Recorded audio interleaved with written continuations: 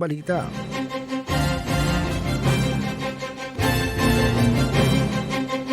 Pag-uulat naman mula sa impilan ng DWALFM, ang Radyo Totoo, CMN, Batangas. CNN Live Nation. Renz Belda, magandang araw sa iyo.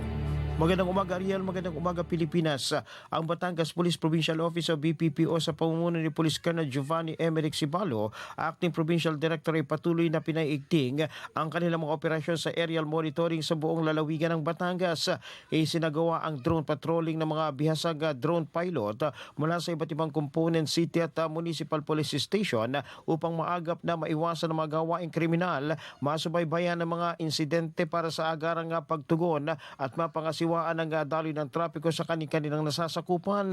Ang makabagong parang ito ay sumasalamin sa matibay na paninindigan ng Batangas Police na isama ang modernong teknolohiya sa mga operasyong pangkapulisan na nananatiling nakatuon ng Batangas PPO sa patuloy na pagpapaunlad ng kanilang mga kakayahang taktikal upang matiyak ang mas ligtas at maayos na kapaligiran para sa bawat Batanggenyo. Mula sa DWALFM 95.9, ito si Renz Belda ng CMN Batangas nagulat live para sa CMN Pilipinas.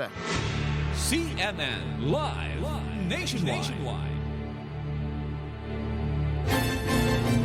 Maraming salamat, Renz Belda, mula po sa impilan ng DWALFM, Radyo Totoo, CMN, Batangas.